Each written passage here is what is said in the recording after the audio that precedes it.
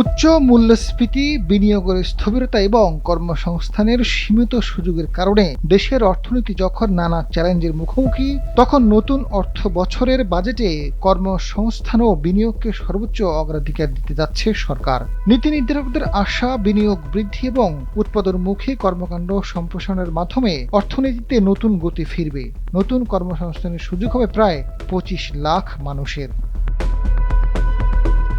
২০২৬-২৭ অর্থ বছরের জন্য প্রায় ৯,৩৮,০০০ কোটি টাকার যে বাজেট প্রস্তাব করা হচ্ছে, তার অন্যতম প্রধান লক্ষ্য হল বেসরকারি খাতকে পুনরুজ্জীবিত করা এবং বিনিয়োগ বান্ধব পরিবেশ তৈরি করা।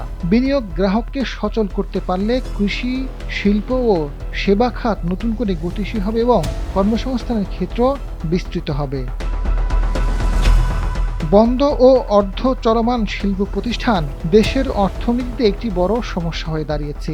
উৎপাদন বন্ধ হওয়ায় কর্মসংস্থান হারিয়েছেন হাজার হাজার শ্রমিক। এই পরিস্থিতি থেকে উত্তরণে উৎপাদন ও কর্মসংস্থান পুনরুদ্ধারের লক্ষ্যে ৬০,০০০ কোটি টাকার বিশেষ প্রণোদনার কর্মসূচি ঘোষণা করেছে বাংলাদেশ ব্যাংক।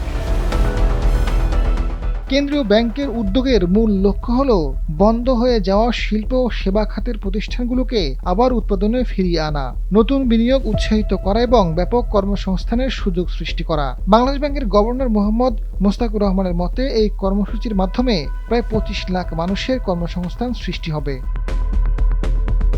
এদিকে সরকার ২০৩৪ সালের মধ্যে বাংলাদেশকে $১ ট্রিলিয়ন অর্থনীতিতে উন্নতি করার লক্ষ্য নির্ধারণ করেছে।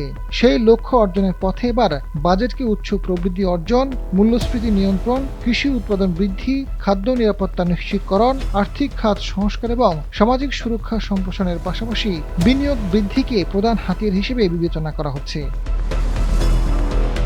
অর্থনীতিবিদরা বলছেন, বর্তমানে বেসরকারি বিনিয়োগ ধীর গতি এবং কর্মসংস্থানের সীমিত সুযোগ দেশের অর্থনীতির জন্য বড় চ্যালেঞ্জ। বন্ধ শিল্প প্রতিষ্ঠান পুনরায় চালু করা গেলে উৎপাদন ও কর্মসংস্থান উভয় ক্ষেত্রেই ইতিবাচক প্রভাব পড়বে। পাশাপাশি ব্যাংক খাতের উদ্বৃত্ত তারল্য উৎপাদনমুখী খাতে ব্যবহারের সুযোগ তৈরি হবে। আজাদ ফারুক, সময়ের আলো।